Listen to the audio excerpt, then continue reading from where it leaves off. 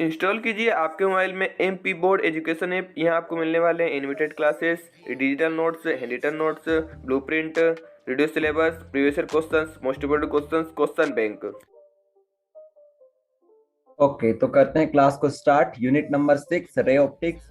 ठीक है, ray optics. Ray optics के साथ इसमें वेव ऑप्टिक्स भी आ जाती है, लेकिन आज हम बात करने वाले हैं सिर्फ रे ऑप्टिक्स के ऊपर। 2022 एग्जाम के लिए इसका वेटेज है 14 नंबर का। ओके, 2 नंबर के 2 क्वेश्चन यहाँ से बनने वाले हैं। 2 मार्क्स के 2 क्वेश्चन यहाँ से बनेंगे। ओके, उसके बाद 3 नंबर का 1 क्वेश्चन यहाँ से आने वाला है। ठीक है, ये जो आप वेटेज देख रहे हो ये ray optics plus wave optics का है।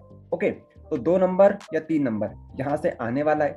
उसके बाद 3 नंबर का सिर्फ 1 क्वेश्चन आएगा, और उसके साथ ही ऑब्जेक्टिव यहाँ से 7 नंबर के आने वाले हैं। ओके, 7 नंबर के यहाँ से ऑब्जेक्टिव आने वाले हैं। चलिए 2 मिनट आप लोग वेट कीजिएगा।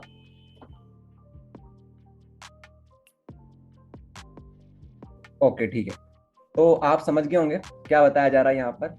यूनिट नंबर 6 रे ऑप्टिक्स, इसका जो वेटेज है वो है 14 नंबर का। 2 नंबर के 2 क्वेश्चन आएंगे, 3 नंबर का 1 क्वेश्चन यहाँ से आने वाला है। ओके, और इसका जो वेटेज रहेगा वो रहेगा 7 नंबर का। ठीक है, तो करते हैं स्टार्ट। रे ऑप्टिक्स, इसी में एक और सेक्शन होता है वेव ऑप्टिक्स का, उसके ऊपर हम आगे बात करेंगे। अभी सिर्फ और सिर्फ रे ऑप्टिक्स के ऊपर हम चर्चा करने वाले हैं। ओके, तो पहला क्वेश्चन ये आता है कि what is reflection and what is refraction. Okay, what is reflection, what is refraction. Reflection क्या होता है ये देखिए, चलो आपको डेफिनेशन पढ़ के सुनाते हैं। Reflection is the bouncing back of light when it strikes a smooth surface. Okay, reflection क्या होता है, यहाँ पर बाउंसिंग बैक ऑफ लाइट होता है। ठीक है, जो लाइट आती है, इंसिडेंट रे जो आती है वो वैसी की वैसी चली जाती है। लेकिन जो रिफ्रैक्शन होता है, refraction is the bending of light. ठीक है, refraction is the bending of light rays when it travel from one medium to another medium. अब ये मीडियम क्या होते हैं और इंसिडेंस रे क्या होती है, रिफ्लेक्टेड रे क्या होती है, इनके ऊपर हम बात करने वाले हैं।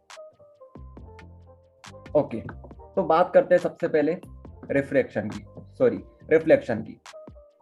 मान लो आपने एक सरफेस ले रखी है, नीचे से पॉलिश कर दी उसको। अब आप क्या देखोगे, जब आप लाइट यहाँ से पास करोगे, ठीक है, आप बीम ऑफ लाइट अगर आप यहाँ से पास करते हो तो क्या होगा, वो बाउंस हो जाएगा। ओके, तो जो रे आती है उसको बोलते हैं इंसिडेंट रे, और जो रे रिफ्लेक्ट होती है उसको बोलते हैं reflected ray. Incident ray, reflected ray. एक और जो हम बोलते हैं नॉर्मल। ठीक है, ये जो परपेंडिकुलर आप देख रहे हो, ठीक है, जो 90 डिग्री का एंगल यहाँ से क्रिएट करेगा सरफेस के बीच में, उसको बोलते हैं नॉर्मल। ठीक है, परपेंडिकुलर कोई नॉर्मल बोलते हैं। उसके अलावा नॉर्मल और इंसिडेंट रे के बीच में जो एंगल बनता है उसको बोलते हैं एंगल ऑफ इंसिडेंस। उसके बाद नॉर्मल और रिफ्लेक्टेड रे के बीच में जो एंगल बनता है उसको बोलते हैं हम एंगल ऑफ रिफ्लेक्शन। ये बात आप जानते हो। अब हम बात करते हैं रिफ्रैक्शन की। ठीक है, रिफ्रैक्शन की हम बात करने वाले हैं। यहाँ पर भी वही होता है, एक आती है इंसिडेंट रे। ओके, एक यहाँ पर आती है इंसिडेंट रे, लेकिन एक बात आपको ध्यान रखनी पड़ेगी, यहाँ पर आपको 2 मीडियम यूज करने। मान लो एक हमारा मीडियम है एयर, एक हमारा मीडियम है एयर, और जो दूसरा मीडियम है वो क्या है, वो है वाटर। ठीक है, एक एयर है, ये देखो आप लोग यहाँ पर लिखा हुआ एयर, और ये वाटर। तो जब रे जाएगी, ठीक है, जब रे यहाँ से जाएगी, जो इंसिडेंट रे वो जब यहाँ से जाएगी, तो नॉर्मल के बीच में जो एंगल बनाएगी उसको क्या बोलेंगे, एंगल ऑफ इंसिडेंस बोलेंगे। अब क्या होना चाहिए था, होना ये चाहिए था कि रे को कुछ इस प्रकार से सीधी जाना चाहिए था। ठीक है, रे को कैसा जाना था, इसी प्रकार से सीधा जाना था, लेकिन ऐसा नहीं हुआ। जो रे थी वो क्या हो गई, बेंड हो गई।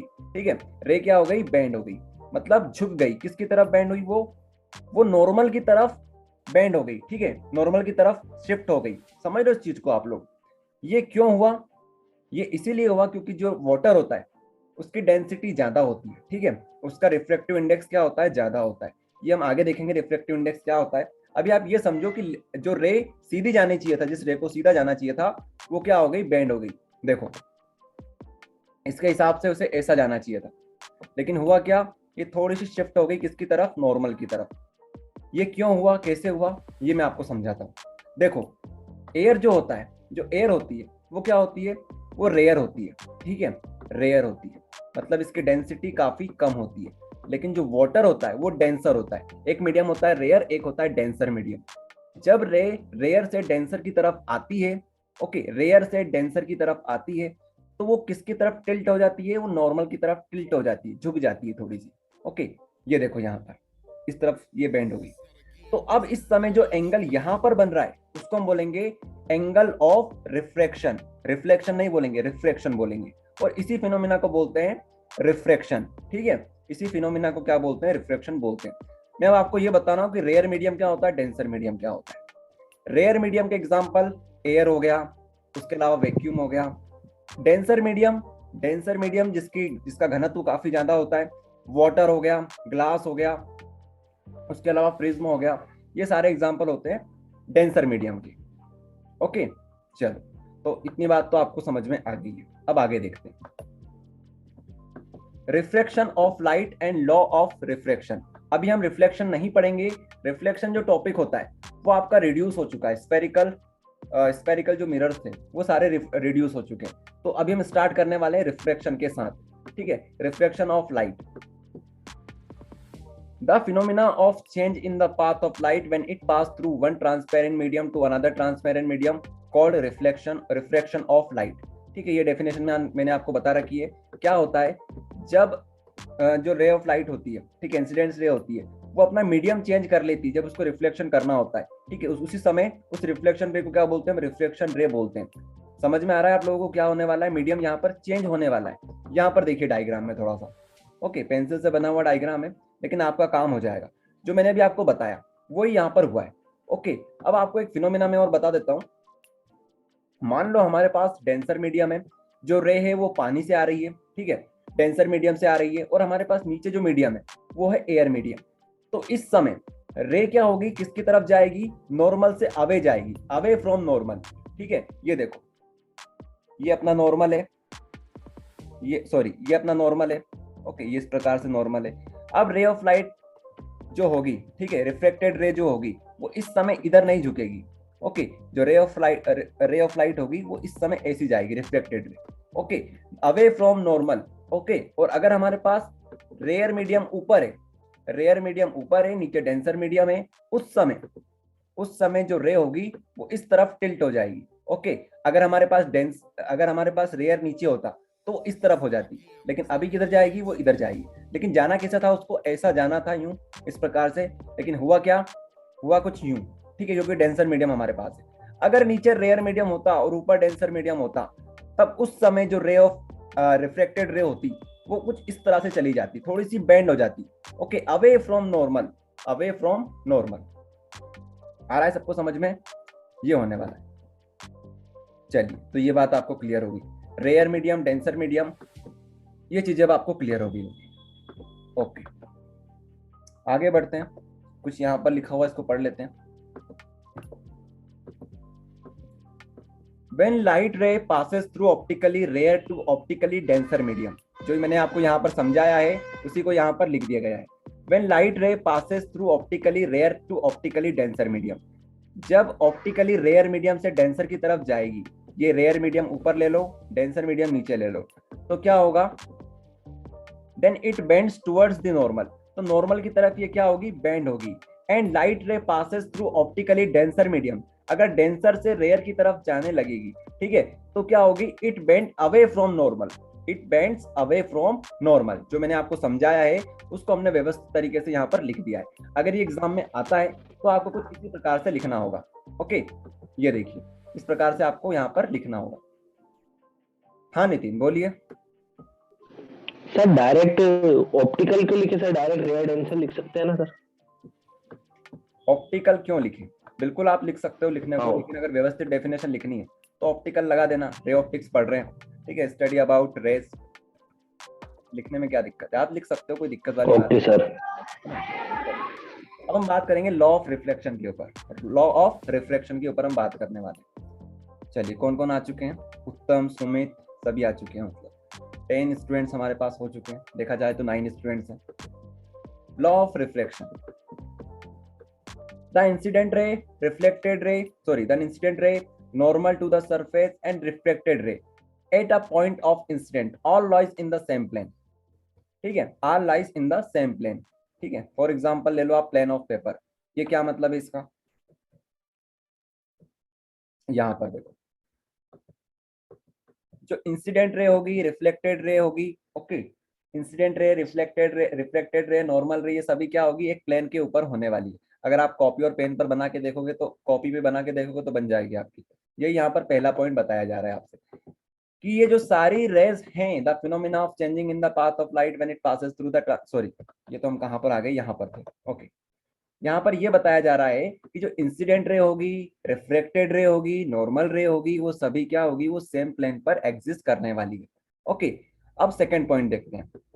The ratio of sine of angle of incidence to the sine of angle of refraction is a constant quantity and called refractive index of medium. It is denoted by mu.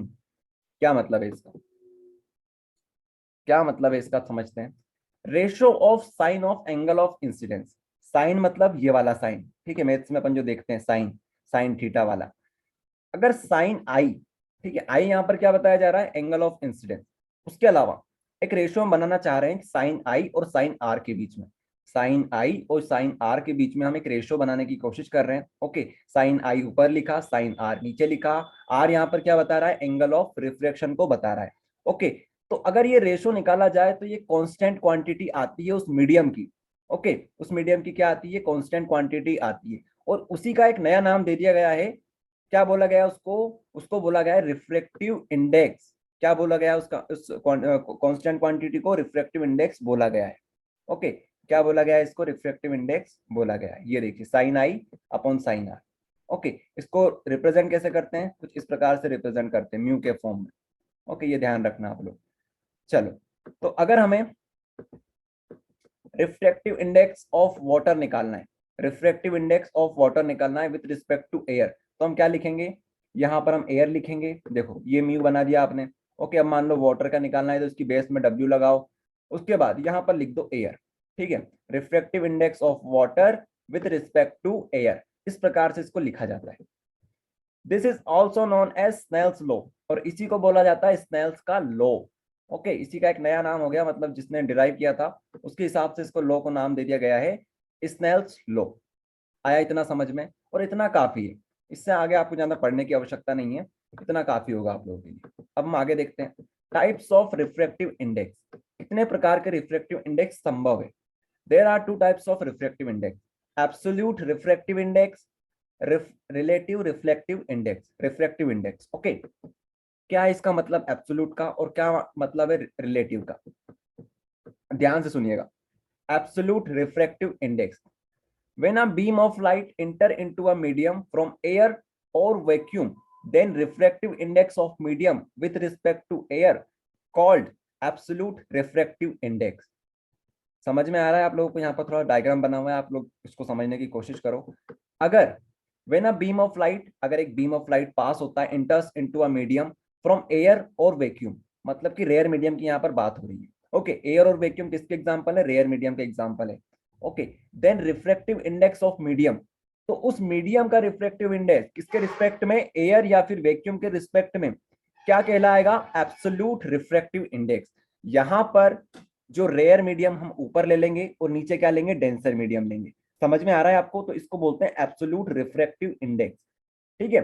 तो अगर denser में ये पास करेगा rare medium से, और rare कौन सा, air vacuum जो होगा, उसमें से अगर किसी भी मीडियम में आता है तो उस मीडियम के रिस्पेक्ट में हम क्या बोलेंगे कि ये है एब्सोल्यूट रिफ्रैक्टिव इंडेक्स, इसी को बोला जाता है absolute refractive index. In this case the value of refractive index is always greater than 1। तो भैया डेंसर में आ रहा है तो इसका जो रिफ्रैक्टिव इंडेक्स होगा वो हमेशा 1 से ज्यादा होगा, क्योंकि किससे कंपेयर कर रहे हैं हम, रेयर मीडियम से, और रेयर मीडियम का रिफ्रैक्टिव इंडेक्स क्या होता है, कम होता है। तो यहाँ पर जो भी रिफ्रैक्टिव इंडेक्स आएगा वो 1 से ज्यादा ही आएगा आपका, ओके। थोड़ा सा यहाँ पर देखिए, अब बात करेंगे रिलेटिव रिफ्रैक्टिव इंडेक्स की। रिलेटिव रिफ्रैक्टिव इंडेक्स क्या मतलब है इसका, when a ray of light travel from one medium to another medium. अगर किसी को समझ में नहीं आ रहा है तो मैं एक बार और रिपीट करूंगा, एब्सोल्यूट को रिलेटिव को मैं पहले आपको दोनों को व्यवस्थित समझाऊंगा, उसके बाद कंपेयर करेंगे एब्सोल्यूट को रिलेटिव के साथ में, ओके। थोड़ा सा पेशेंस बना के रखना आप लोग। When the ray of light travel from one medium to another medium, ठीक है, when the ray of light travel from one medium other than the air. अब यहाँ पर एक बात बोली जा रही है, when a ray of light travel from one medium other than air, then the refractive index of second medium with respect to first medium called relative refractive index. अब यहाँ पर एक कंडीशन आपको दे दी है कि आप यहाँ पर आप कौन सा मीडियम नहीं ले सकते, एयर मीडियम नहीं ले सकते। ओके, अब आपको क्या करना है, अब आपको एयर मीडियम नहीं लेना है। अब जो भी बीम ऑफ लाइट आएगा वो एयर मीडियम मतलब रेयर मीडियम से नहीं आ सकता, रेयर मीडियम से नहीं आ सकता। वहां पर कंडीशन क्या थी, वहां पर कंपलसरी था कि रेयर मीडियम से ही आएगा, और यहाँ पर रेयर मीडियम से नहीं आएगा। ये डिफरेंस है दोनों में सबसे बड़ा। रिलेटिव में क्या होता है, when a ray of light travel from one medium to other than air, then the refractive index of second medium with respect to first medium called relative refractive index. आया कुछ समझ में? तो ये होता है यहाँ पर, मतलब डेंसर से रेयर में आ सकता है। In this case the value of refractive index either greater than 1 और लेस देन 1। अब यहाँ पर कुछ भी हो सकता है, या तो वैल्यू 1 से ज्यादा भी हो सकती है या 1 से कम भी हो सकती है। ठीक है, तो ये होता है आपका रिलेटिव रिफ्रैक्टिव इंडेक्स। समझ में आ गया दोनों में डिफरेंस क्या होता है? चलो, तो कौन बताएगा? शुभम आप बताइए, क्या समझ में आया आपको एब्सोल्यूट से और रिलेटिव से? सर एब्सोल्यूट रिफ्रैक्टिव इंडेक्स वो होता है जब वैक्यूम से कोई लाइट रे ट्रैवल करती है दूसरे मीडियम में, ओके, और रिलेटिव रिफ्रैक्टिव इंडेक्स वो होता है जब वैक्यूम के अलावा दूसरा कोई मीडियम जैसे एयर, वो वाटर या फिर और कोई ग्लास डेंसर मीडियम उससे अगर दूसरे मीडियम में ट्रैवल करती है तो वो रिलेटिव रिफ्रैक्टिव इंडेक्स होगा। चलिए, तो मतलब आप लोगों को समझ में आ चुका है। अब हम आगे देखते हैं डिपेंडेंसी ऑफ रिफ्रैक्टिव इंडेक्स, कि जो रिफ्रैक्टिव इंडेक्स होता है वो किस किस क्वांटिटी पर डिपेंड करता है, किस किस प्रकार से वो डिपेंड करेगा। ओके, तो पहला है on the pair of medium. ठीक है, अगर आप रिफ्रैक्टिव इंडेक्स चेक करते हो तो वो किस पर डिपेंड कर सकता है, पेयर्स पे डिपेंड कर सकता है। Refractive index of denser medium with respect to rare medium, किसकी बात हो रही है यहाँ पर, डेंसर मीडियम की, कि जो डेंसर मीडियम का रिफ्रैक्टिव इंडेक्स होता है, okay, is always greater than 1, वो हमेशा एक से ज्यादा होता है। But refractive index of rare medium to the denser medium is less than 1, तो जो डेंसर मीडियम होता है उसका रिफ्रैक्टिव इंडेक्स ज्यादा होता है, रेयर मीडियम का कम होता है। ठीक है, सिंपल सी बात है, पेयर्स के ऊपर डिपेंड करेगा ये। और किस पे डिपेंड कर सकता है, on the density of medium, density के ऊपर भी डिपेंड कर सकता है। कहने का मतलब यही है, ये दोनों आप लोग लिंक कर सकते हो एक दूसरे से, अब आपको समझ में आएगा थोड़ी देर में। On the density of medium, if the optically, ठीक है, if the optical density of any medium is more than the refractive index is also be more, refractive index of medium is directly proportional to the optical density, जिसकी density ज्यादा उसका refractive index भी ज्यादा। ठीक है, simple सी बात है, ये भी आपको समझ में आ गया, कुछ बताने लायक नहीं है इसमें। ओके, जिसकी डेंसिटी ज्यादा उसका रिफ्रैक्टिव इंडेक्स भी ज्यादा। आगे देखिए, on the temperature of medium, देखो अगर आप एक डेंसर मीडियम का टेम्परेचर देते हो, किसी भी डेंसर मीडियम में अगर आप टेम्परेचर देते हो तो वो किसकी तरफ शिफ्ट होने की कोशिश करेगा, वो रेयर मीडियम की तरफ जाने लगेगा, मतलब टेम्परेचर अच्छा नहीं होता है। Okay, on increasing the temperature of medium it become optically rare. ठीक है, अगर आप टेम्परेचर देते हो, टेम्परेचर लगाते हो, इंक्रीज करते हो, इट बिकम ऑप्टिकली रेयर, तो वो मीडियम किसकी तरह बिहेव करने लगेगा, किसकी तरफ जाने लगेगा, वो ऑप्टिकली रेयर मीडियम की तरफ जाने लगेगा। Hence the refractive index decreases, इसलिए जो रिफ्रैक्टिव इंडेक्स होता है वो टेम्परेचर की वजह से डिक्रीज होता है। ओके, तो refractive index of medium is inversely proportional to the temperature. Okay, ये बात आप लोग थोड़ा ध्यान दो। ठीक है, यहाँ पर आपको दो चीजें सीखने की है, ये तो आप देख रहे हो वो तो सीख है, ठीक है, वो तो ठीक है कि आप सीख रहे हो यहाँ पर फिजिक्स, उसके अलावा एक चीज और है कि आपको लिखना कैसे एग्जाम में, देख रहे हो, जैसे आपको ये हेडिंग डालनी है, सब हेडिंग बोलना चाहिए इसको, जो सब हेडिंग आप डाल रहे हो वो आप ब्लैक पेन से डालोगे, उसके बाद आप बिल्कुल व्यवस्थित लाइन वगैरह यहाँ पर छोड़ोगे इस तरह से जैसे मैंने छोड़ी हुई है।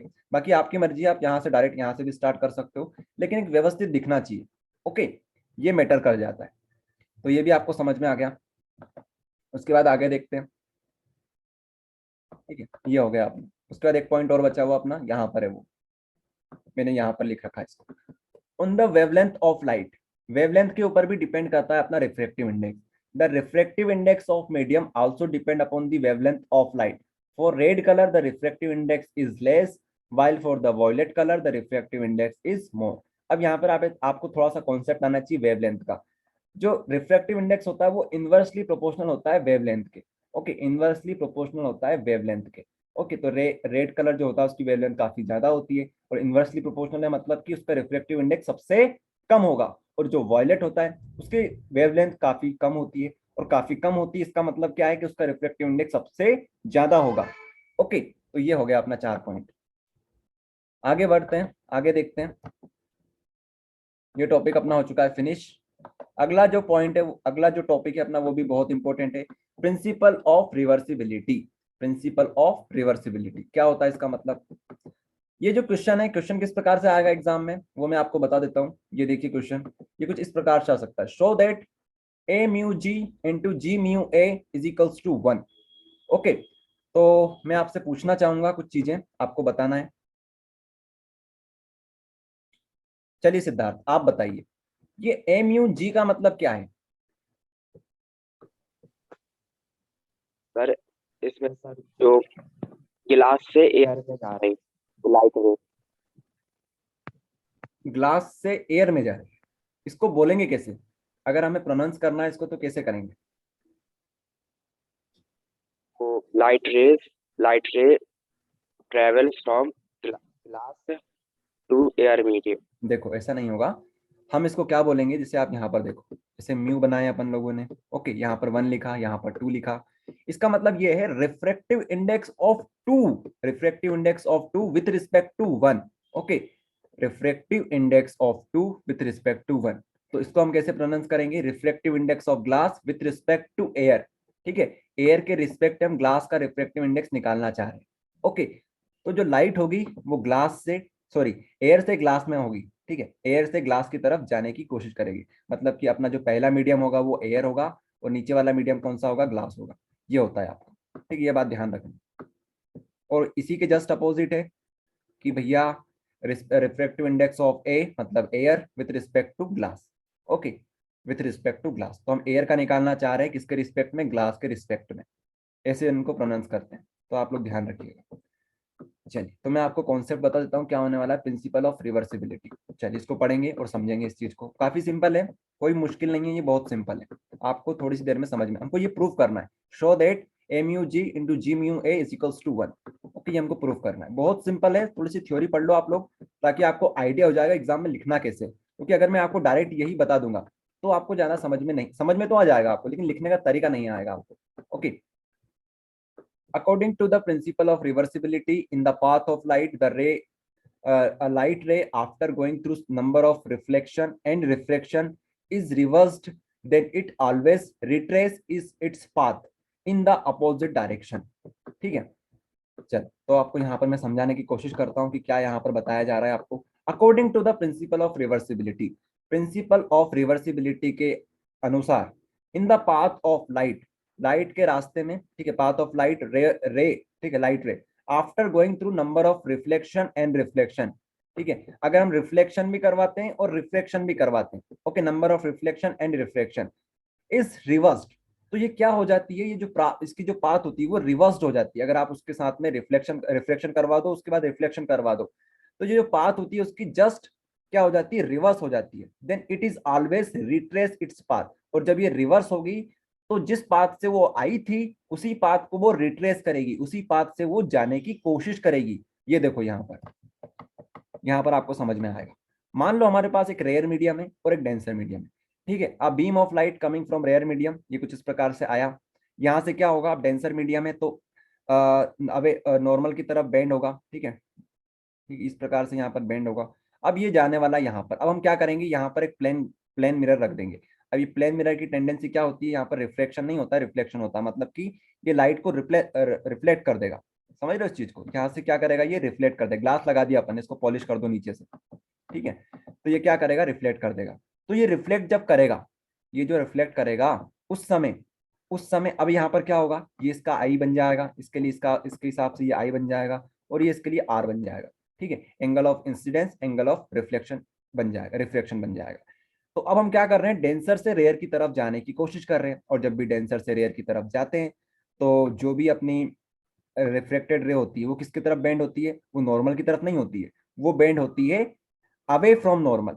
ये देखो, तो कुछ इस प्रकार से ये बेंड हो जाएगी। और देखा ऐसा जाता है कि जब भी ऐसा होता है तो जो पाथ होती है उसको रिट्रेस करती है हमारी रिफ्लेक्टेड रे, जिस तरह से जो आई थी उसी तरह से उसी पाथ से वो जाने की कोशिश करेगी। ये होता है प्रिंसिपल ऑफ रिवर्सिबिलिटी, नाम में क्लियर है, रिवर्स होता है यहाँ पर। ओके चलो अब इसको प्रूफ करेंगे हम लोग, किस प्रकार से प्रूफ करेंगे उसको देखिएगा आप लोग। इतना आपको समझ में आया क्या क्या हमने ले रखा है, एक मिरर ले रखा है हमने। Okay rare medium denser medium है। अब आपको समझाते हैं थोड़ी कहानी। As shown in the above diagram, consider a ray of light traveling in the air enters into the glass. Let's I is the angle of incidence and R is the angle of reflection. Then apply Snell's law for air glass interface. ठीक है, air और glass interface के लिए हम Snell's law लगाने वाले हैं। Snell's law क्या बोलता है, ए म्यू जी मतलब कि जो रिफ्रैक्टिव इंडेक्स होता है वो किस प्रकार से लिखते हैं, साइन आई अपॉन साइन आर के फॉर्म में लिखते हैं। ओके तो चलिए करते हैं इसको सॉल्व। तो हम पहले किस लिए लगाएंगे Snell's law, air glass interface के लिए, एयर ग्लास इंटरफेस के लिए, एयर ग्लास इंटरफेस, ये अपनी एयर हो गई, ये अपना ग्लास हो गया, इसके लिए हम लगाने वाले हैं। तो क्या होगा, साइन आई ये बनेगा, साइन आर ये बनेगा। ठीक है इतना समझ में आया, और कुछ नहीं किया हमने, कुछ यूनिक काम नहीं किया है यहाँ पर, समझ रहे हो आप लोग। ये देखिए साइन आई और साइन आर हमने लिख दिया। Suppose a plane mirror is placed perpendicular to the path of reflected रे।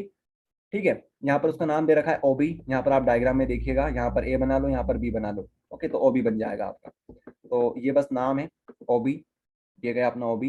Then the path of ray will be reversed so that R will becomes incidence ray, incident angle, I become refraction angle।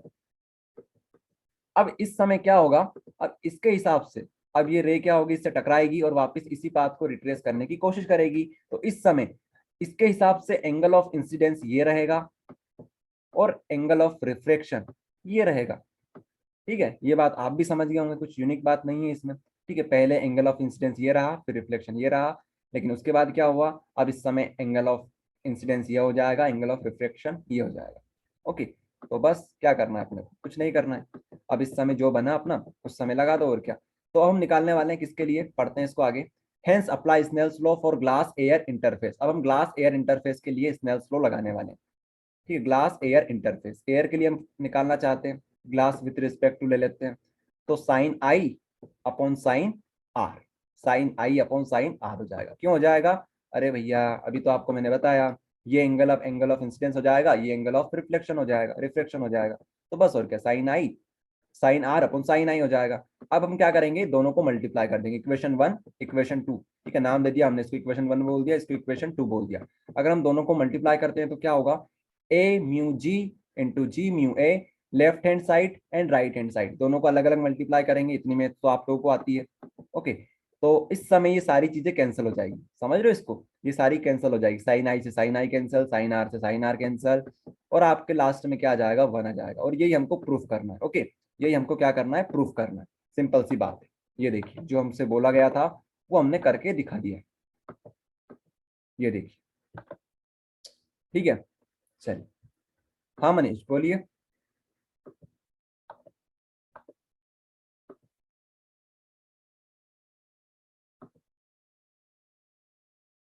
चलिए ठीक है, अगर कोई दिक्कत हो तो chat box में बता दिया करो। ओके ठीक है, बाय मिस्टेक हैंड रेज हो गया था, कोई दिक्कत नहीं है। चलिए अब हम अगला डेरिवेशन देखते हैं, तो यहाँ टाइम वेस्ट नहीं करेंगे अपन लोग, सिंपल से टॉपिक है हमारे।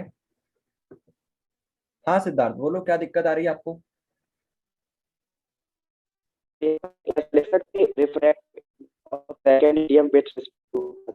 आपकी आवाज नहीं आ रही है। यहाँ पे ऐसा लिख सकते हैं refractive index of second medium with respect to first. एक काम करो यार, आप चैट बॉक्स में लिखो, क्योंकि मेरे को आवाज आपकी नहीं आ रही है। ओके आप जो बताओगे मैं आपको बता दूंगा, अभी आपकी आवाज बिल्कुल नहीं आ रही। चलिए आगे देखते हैं, refraction of light through several medium.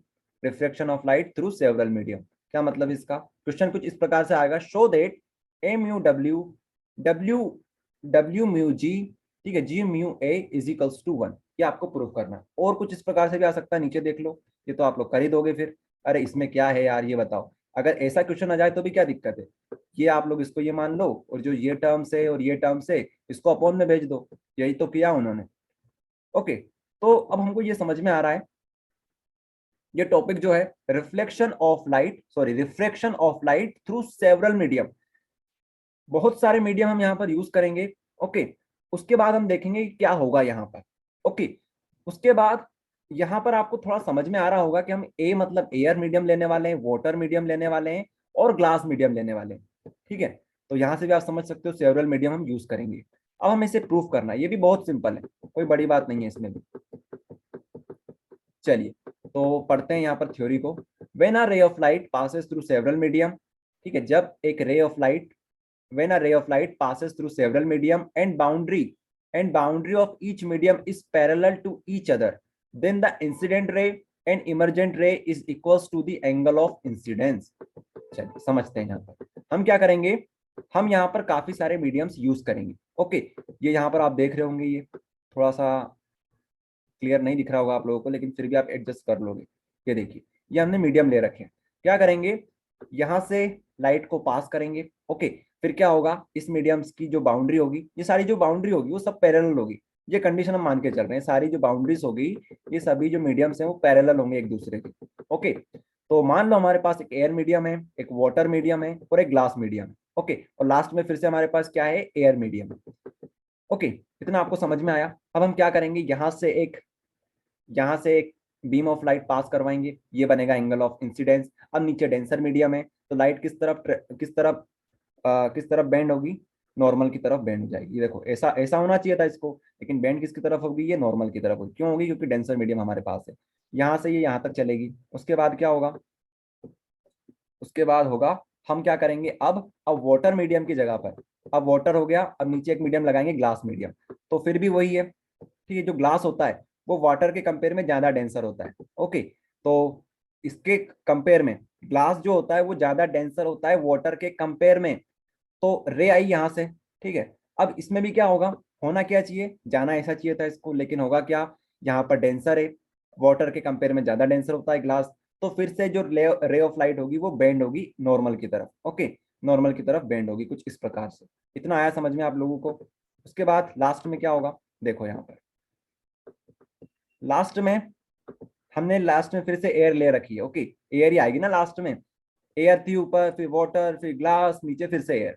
तो अब यहाँ पर क्या होगा, यहाँ से गई रे ऑफ लाइट हमारी कुछ इस प्रकार से ग्लास की तरफ गई। ओके, यहाँ से यहाँ तक आई। अब नीचे क्या है, ऊपर हमारे पास डेंसर है, नीचे हमारे पास रेयर है। ओके, तो जो रे ऑफ लाइट होगी वो उसको जाना कुछ ऐसा चाहिए था, बिल्कुल स्ट्रेट, लेकिन ऐसा नहीं हुआ। वो किसकी तरफ बेंड होगी इस बार, सॉरी ऐसा जाना चाहिए था इसको, ठीक है, सीधे बिल्कुल, लेकिन ये अवे फ्रॉम नॉर्मल होगी, क्योंकि हमारे पास रेयर मीडियम नीचे है, ऊपर डेंसर मीडियम, डेंसर से आई हुई है, रेयर में आई है। ये डेंसर से रेयर में आता है, तो हमारे पास जो रे ऑफ लाइट होती है वो अवे फ्रॉम नॉर्मल होती है। ये देखिए, और अब देखा ऐसा जाता है, जब आप ये एंगल निकालते हो, ये एंगल निकालते हो, और साथ में जो आपने सबसे पहले बनाया था एंगल ऑफ इंसिडेंस, ये वाला, ये दोनों इक्वल आते हैं, ये दोनों इक्वल आते हैं, ये वाला एंगल, और लास्ट में इतने सारे रिफ्लेक्शन होने के बाद ये जो एंगल बना, ये भी इक्वल आता है, ये दोनों एंगल इक्वल आते हैं। ओके, तो अब हमें इसे प्रूफ करना है। ओके, इसी को हम क्या करेंगे, प्रूफ करेंगे। कैसे करेंगे, हमारे पास एक लॉ है स्नेल्स लॉ, उसी को हम बार बार अप्लाई करेंगे। As shown in above figure, a ray of light AO1, नाम दे रखा है हमने AO1, आप लोग भी दे सकते हो इसको, यहाँ से इसको A बोल दो, इसको O1 बोल दो, यहाँ पर लिखा हुआ है O1, ठीक है। तो AO1 जो रे ऑफ लाइट है वो क्या है, हमारी एंगल ऑफ इंसिडेंस है, मतलब कि इंसिडेंस रे है, और जो एंगल बनाएगी उसको क्या बोलेंगे, एंगल ऑफ इंसिडेंस बोलेंगे, इसको बोलेंगे एंगल ऑफ रिफ्लेक्शन। ठीक है, तो इतना हुआ यहाँ पर। इसके हिसाब से हम स्नेल्स लॉ अप्लाई करते हैं। MUG का क्या बनेगा, साइन आई अपॉन साइन आर बनेगा। अब उसके बाद किसके लिए अप्लाई करेंगे, when ray of light travel from water to glass, R is angle of incidence, ठीक है, R1 बोल देते हैं इसको, is angle of, sorry, R1 is an angle of refraction, then apply Snell's law for water glass interface। water glass interface के लिए हम लोग क्या निकालने वाले हैं, अब स्नेल्स लॉ के हिसाब से म्यू निकालने वाले हैं, ठीक है, रिफ्रैक्टिव इंडेक्स निकालने वाले हैं। तो अब हम क्या बोल रहे हैं, इसके लिए ये क्या हो जाएगी, ये अपना आर हो जाएगा। समझ रहे हो ना आप लोग, ये देखो ना यहाँ पर, ये जेड बनेगा अपना, ये यहाँ पर इस प्रकार से बनाई देते हैं,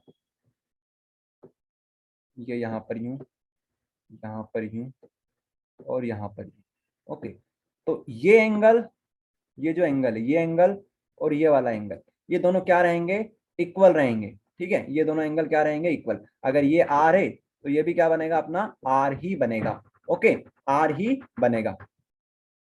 चलिए,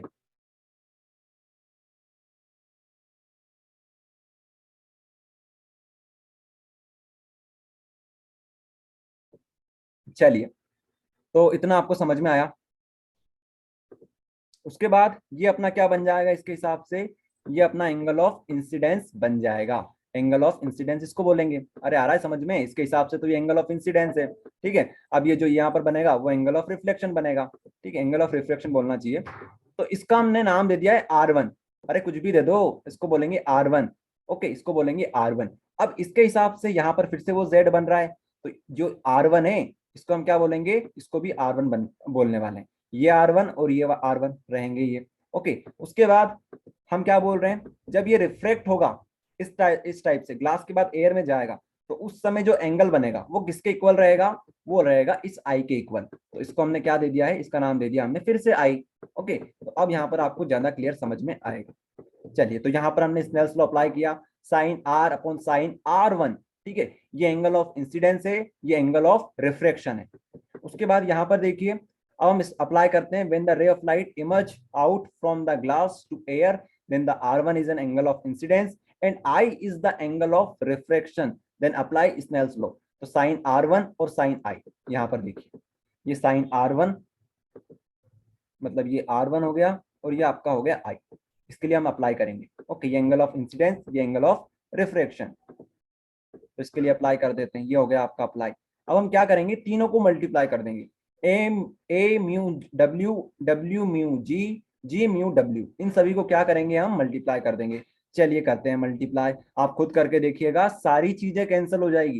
ये जो सारे एलिमेंट्स आपको दिख रहे हैं, साइन आई, साइन आर, ये सब कुछ कैंसिल हो जाएगा। और सब कुछ कैंसिल हो जाएगा तो क्या बचेगा, जीरो नहीं, जीरो नहीं बचेगा, 1 बचेगा। ओके, ये मैथ्स है, तो यह जाएगा अपना 1। ठीक है, तो यही अपने को प्रूफ करना है, तो आप कर सकते हो कुछ इस प्रकार से प्रूफ। अगर आपको ये प्रूफ करना है, मतलब कुछ इस प्रकार से दे रखा हो, तो आप ये भी कर सकते हो। ओके, अरे क्या करना है आपको, वैल्यू इधर उधर करनी है और क्या। अगर ये निकालना है डब्ल्यू में जी, तो ये जो दोनों टर्म्स हैं इनको इसके अपॉन में भेज देना, ये हो जाएगा आपका सवाल पूरा कंप्लीट।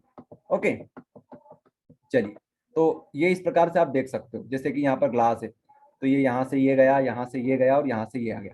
तो ये वाला एंगल और ये वाला एंगल, ये दोनों क्या बनेंगे, सिमिलर बनेंगे, समान बनेंगे। ओके, एक समान बनेंगे। ये देखिए, एंगल ऑफ इंसिडेंट और ये इमर्जेंट एंगल, ये दोनों क्या बनेंगे, सेम बनेंगे।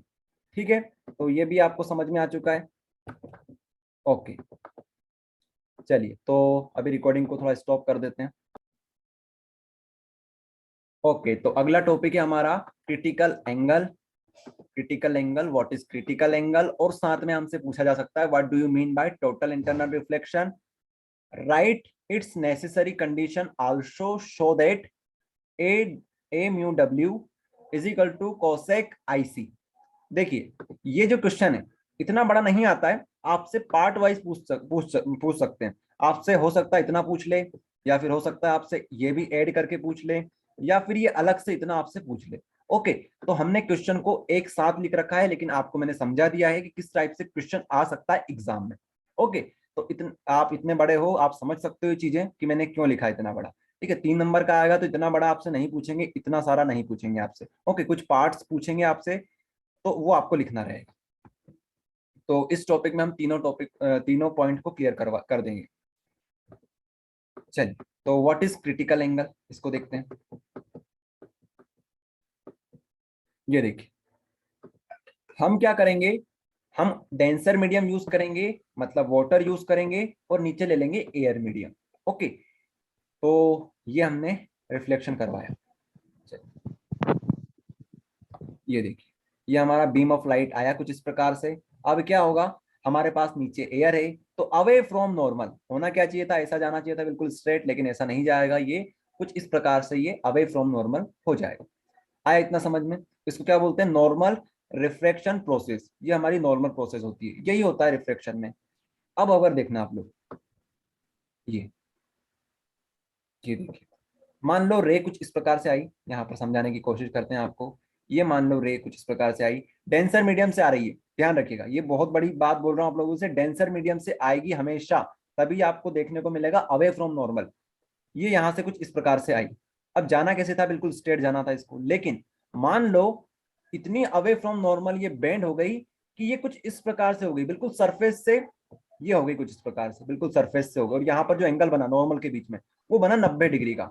हो सकता है ये, बिल्कुल हो सकता है, अवे फ्रॉम नॉर्मल हो सकती है। ये देखिए, तो 90 डिग्री का ये एंगल बन गया, ठीक है, 90 डिग्री का एंगल बन गया। उस समय जो एंगल ऑफ इंसिडेंस होगा उसी एंगल को हम क्या बोलने वाले हैं, क्रिटिकल एंगल बोलने वाले हैं। ओके, ध्यान रखिएगा ये बात। क्या बोला मैंने, एक बार रिपीट कर रहा हूं आपको फिर से। अगर हमारे पास इंसिडेंस रे आती है कुछ इस प्रकार से, जाना इसको ऐसा चाहिए था, लेकिन क्या होगी, ये यहाँ पर आके ये बेंड हो जाएगी। मान लो अवे फ्रॉम नॉर्मल होगी, इतनी होगी, इतनी होगी, इतनी होगी, एक समय ऐसा आएगा ये इतनी इतनी बेंड हो जाएगी। ओके, तो इतने जब ये बेंड हो जाए, अवे फ्रॉम नॉर्मल हो जाए कि 90 डिग्री का एंगल बना ले नॉर्मल के साथ, 90 डिग्री का एंगल बना ले नॉर्मल के साथ, तो उस समय एंगल ऑफ इंसिडेंस को ही क्या बोलेंगे, उस समय एंगल ऑफ इंसिडेंस को ही बोलेंगे क्रिटिकल एंगल। ओके, उस समय एंगल ऑफ इंसिडेंस को ही बोलेंगे क्रिटिकल एंगल। और कुछ महाशय ऐसे होते हैं, वो क्या सोचते हैं कि ये है क्रिटिकल एंगल, अरे भैया ये क्रिटिकल एंगल नहीं है, ये तो 90 डिग्री है। ओके, क्रिटिकल एंगल इसी को बोलते हैं, क्रिटिकल एंगल इसी को बोलते हैं। ओके, ध्यान रखिएगा आप लोग। ये तो पूरा 90 डिग्री का बन गया, इसको कहां से क्रिटिकल एंगल बोलेंगे, ये होता है क्रिटिकल एंगल। एंगल ऑफ इंसिडेंसी उस समय क्रिटिकल एंगल कहला जाता है। कंडीशन मैंने आपको बता दी। अब टोटल इंटरनल रिफ्लेक्शन क्या होता है, यहां पर देख लीजिए। मान लो रे ऑफ लाइट आई कुछ इस प्रकार से। ओके, जाना कैसे चाहिए था इसको, बिल्कुल स्ट्रेट जाना चाहिए था। ओके, स्ट्रेट जाना चाहिए था इसको, लेकिन हुआ क्या, मान लो इतना होगा तो ये हम क्या बोलने वाले हैं, इसको हम बोलने वाले हैं एंगल ऑफ क्रिटिकल एंगल, इसको हम बोलेंगे क्रिटिकल एंगल। उस समय एंगल ऑफ इंसिडेंस को बोलेंगे क्रिटिकल एंगल। लेकिन अगर क्रिटिकल एंगल से भी ज्यादा एंगल हो जाए, मतलब 90 डिग्री से भी ज्यादा एंगल हो जाए, रिफ्लेक्टिव जो भी उसका रिफ्लेक्शन एंगल होगा वो इतना हो जाए, तो उस समय क्या होगा, इस प्रोसेस को हम क्या बोलेंगे, टोटल इंटरनल रिफ्लेक्शन बोलने वाले हैं प्रोसेस को। ओके, ये जो फिनोमिना हो रहा है उस फिनोमिना को बोलते हैं टोटल इंटरनल रिफ्लेक्शन। लेकिन क्रिटिकल एंगल क्या होता है, एक एंगल होता है। टोटल इंटरनल रिफ्लेक्शन कोई एंगल वगैरह नहीं होता है, उसकी एक कंडीशन होती है, वो ये होती है कि एंगल ऑफ इंसिडेंस क्या होना चाहिए, angle of incidence critical angle से भी ज्यादा होना चाहिए। ओके, मतलब आप अगर इसको देखोगे तो आपको क्या दिखेगा कि यहाँ पर रिफ्लेक्शन हुआ ही नहीं है, यहाँ तो रिफ्लेक्शन हुआ है। ठीक है, बाउंसिंग बैक ऑफ लाइट, इसी को बोलते हैं रिफ्लेक्शन। तो आपको देखने में ऐसा लगेगा कि ये रिफ्लेक्शन हुआ है, इसलिए इसका नाम दिया गया है total internal reflection. Total internal reflection, पूरी तरह से इंटरनल ही यहाँ पर रिफ्लेक्शन हो चुका है, और इस प्रोसेस को क्या बोलते हैं, टोटल इंटरनल रिफ्लेक्शन बोलते हैं। कंडीशन क्या है, यहाँ पर जो एंगल होगा वो 90 डिग्री से भी ज्यादा बनेगा। और 90 डिग्री से ज्यादा कब बनेगा, जब हमारे पास क्रिटिकल एंगल से ज्यादा एंगल ऑफ इंसिडेंस बड़ा हो जाए। ओके, तो ये कंडीशन होती है टोटल इंटरनल रिफ्लेक्शन की, और ये बहुत ज्यादा इंपॉर्टेंट है। चलिए अब इसको लिखने का तरीका देखते हैं, कैसे हम लिखेंगे इसको। बात करते हैं क्रिटिकल एंगल की। The angle of incidence in the denser medium at which the angle of reflection in the rare medium is 90 degree is called critical angle denoted by IC। The angle of incidence, ठीक है, क्या बोला जा रहा है यहाँ पर, angle of incidence in the denser medium at which the angle of reflection in the rare medium. जब रेयर मीडियम का हम कंपेयर करें तो वो एंगल कितना आना चाहिए, 90 डिग्री आना चाहिए। उस समय उस एंगल ऑफ इंसिडेंस को हम क्या बोलेंगे, क्रिटिकल एंगल बोलेंगे। डिनोट कैसे करते हैं, IC के फॉर्म में डिनोट करते हैं। ओके, उसके बाद टोटल इंटरनल रिफ्लेक्शन को देख लीजिए कैसे लिखना है आपको। The phenomena in which a ray of light, देखो ये क्या है, ये एंगल है, लेकिन ये एक फिनोमिना है, एक प्रोसेस है ये। The phenomena in which a ray of light travel at an angle of incidence greater than the critical angle। देखो यहाँ पर greater than the critical angle, critical angle से ज्यादा होना चाहिए angle of incidence। From denser medium to rare medium, ये तो compulsory है, denser से rare medium में जाएगी तभी away from normal bending होगी इसकी। ओके, इस totally reflected back into the denser medium is called total internal reflection। ये आपसे पूछा जाता है और आपको कुछ इस प्रकार से इसको लिखना होता है। अब एक और क्वेश्चन यहाँ से निकल के आता है, necessary condition for total internal reflection, कि क्या कंडीशन हमें मेंटेन करनी पड़ेगी टोटल इंटरनल रिफ्लेक्शन करवाने के लिए। तो पहला पॉइंट है, the ray of light must be travel from optically denser medium to optically rare medium. Denser medium से रेयर मीडियम की तरफ रे ऑफ लाइट जानी चाहिए, मतलब डेंसर मीडियम कंपलसरी है, रे ऑफ लाइट डेंसर मीडियम से आनी चाहिए। ओके, किस मीडियम में आनी चाहिए? रेयर मीडियम में आनी चाहिए। ये यहाँ पर पहली कंडीशन है। दूसरी कंडीशन क्या है? The angle of incidence in denser medium must be greater than critical angle. ये दोनों पॉइंट मैंने आपको बहुत अच्छे से समझा चुका हूं कि क्रिटिकल एंगल से ज्यादा एंगल ऑफ इंसिडेंस होना चाहिए। ठीक है, तो ये इसका कंडीशन हो जाएगी, ये इसकी नेसेसरी कंडीशन हो जाएगी। तो यही था, इसमें आपने कर चुके हो, ये हो गया आपका काम खत्म। अब एक क्वेश्चन और बचा हुआ, यहां से देखिए, राइट इट्स नेसेसरी कंडीशन, ये करवा दिया आपको मैंने। Also show that A mu W is equal to cosec I C. Cosec I C, यहाँ पर लिखा है कोसेक आई एंड सी, मतलब एंगल ऑफ क्रिटिकल एंगल की यहाँ पर बात हो रही है। चलो इसको प्रूफ करते हैं, इसको प्रूफ करने की कोशिश करते हैं। Let us consider a ray of light travelling from denser medium to rare medium. Let us consider a ray of light travel from denser medium to rare medium. If I is the angle of incidence, ठीक है, in the denser medium and R is the angle of refraction in rare medium, then by the Snell's law, refractive index of refractive index of air with respect to water क्या बनेगा इसका? ये देखिए कुछ इस प्रकार से बनेगा, W mu A is equals to sin I by sin R। ये कोई नई चीज हमने नहीं बताई है, जो यहाँ पर थ्योरी लिखी हुई है वो ये इसी को बता रहा है कि हमने आई क्या मान रखा है, यहाँ पर आर क्या मान रखा है, ये यहाँ पर बताया जा रहा है। ओके, चलिए, अगर हम बोलते हैं कि क्रिटिकल एंगल के इक्वल हमारा आई हो जाएगा, क्योंकि हमें क्वेश्चन में दे रखा है आईसी, तो मान के चलते हैं कि आई यहाँ पर आईसी के इक्वल हो जाएगा, तो आर किसके इक्वल होगा? 90 डिग्री के इक्वल हो जाएगा, ये कंडीशन होती है। तो साइन आई को साइन आईसी लिखेंगे और साइन आर को, ठीक है, आर को क्या लिखेंगे? 90 डिग्री लिखेंगे। तो यहाँ पर आर की जगह पर हमने 90 डिग्री ले रखा है। अब साइन आर 90 डिग्री कितना होता है? 1 होता है। तो मतलब अपॉन की जो चीज थी वो सारी जा चुकी है। तो यहाँ पर एक कंडीशन आ चुकी है साइन आईसी। अगर हम चाहें तो इसी को रेसिप्रोकल कर सकते हैं। ओके, क्वेश्चन के अकॉर्डिंग हम इसको रेसिप्रोकल कर सकते हैं। ओके, तो इसी को अगर आप चेंज करोगे तो कर सकते हो इसको। देखो, इसको हम अपोजिट करें, यहाँ पर ऊपर 1 ले लेते हैं, यहाँ पर इसके अपॉन में ऊपर 1 ले लेते हैं, तो क्या दिक्कत है? ओके, तो अब हम क्या करेंगे? साइन आई का साइन थीटा का उल्टा क्या होता है? 1 अपॉन साइन थीटा क्या होता है? कोस थीटा होता है। थीटा की जगह पर यहाँ पर आईसी है, तो कोसेक आईसी हो जाएगा। अब इसका जस्ट अपोजिट क्या होता है? प्रिंसिपल ऑफ रिवर्सिबिलिटी के अकॉर्डिंग ये होता है आपका ए म्यू डब्ल्यू, ये इधर चला जाएगा, ये इधर चला जाएगा, प्रिंसिपल ऑफ रिवर्सिबिलिटी के अकॉर्डिंग। ओके, तो ये आपका प्रूफ हो गया। देख लो, इतनी सी बात थी और ये फिनिश हो चुका है। ठीक है, ओके, अब हम बात करेंगे डिपेंडेंसी ऑफ क्रिटिकल एंगल के ऊपर, कि क्रिटिकल एंगल किन किन चीजों के ऊपर डिपेंड कर सकता है। ओके, तो टेम्परेचर हो गया, उसके बाद अलावा वेवलेंथ ऑफ लाइट हो गया। ये 2 मेन टॉपिक हैं जिनके ऊपर डिपेंड करता है, तो ये आप लोग पढ़ सकते हो, कोई बड़ी बात नहीं है। ओके, सिंपल सी बात है, और वैसे ये कोई खास इंपॉर्टेंट भी नहीं है, dependency of critical angle. Okay, तो ये आप लोग कर सकते हो, पढ़ लीजिएगा इनको, पढ़ना हो तो, बाकी छोड़ना हो तो छोड़ भी सकते हो। ओके, अगर समय कम हो आप लोगों के पास तो। चलिए, तो अपना ये टॉपिक हो चुका है finish, total internal reflection, critical angle, उसके अलावा हमने प्रूव भी कर दिए कंडीशन, तो सब कुछ हो चुका है। आगे बढ़ते हैं। अगला जो टॉपिक है अपना real depth and apparent depth, इसको अब हम अभी थोड़ी देर के लिए स्किप करने वाले हैं। उससे पहले हम देखेंगे ऑप्टिकल फाइबर। ऑप्टिकल फाइबर हम पहले करेंगे, उसके बाद real depth and apparent depth करने वाले। चलिए, तो बात करते हैं ऑप्टिकल फाइबर की। तो क्वेश्चन किस प्रकार से आ सकता है? What are optical fibre? Write its construction and working method with diagram. Write any 2 uses of optical fiber. Okay, तो ये क्वेश्चन आ सकता है आपको, इस प्रकार से क्वेश्चन आ सकता है। फिर मैं आपसे बोल रहा हूँ 2 नंबर के अकॉर्डिंग अगर आपसे पूछा जाता है तो आपसे क्या पूछेंगे? वो आप ऑप्टिकल फाइबर बताइए और यूजेस बताइए, डायग्राम आपसे नहीं पूछेंगे फिर वो। ओके, लेकिन बिना डायग्राम के हमको समझ में नहीं आने वाली इसकी कंस्ट्रक्शन मेथड्स, तो हम डायग्राम बनाकर देखेंगे। ओके, बाकी अगर 3 नंबर पे आता है तो डायग्राम भी आ सकता है, तो हमें पूरी चीज देखनी पड़ेगी ऑप्टिकल फाइबर की। चलिए, बात करते हैं क्या होता है ऑप्टिकल फाइबर। इसका डायग्राम देखो। ओके, ये हो गया आपका डायग्राम।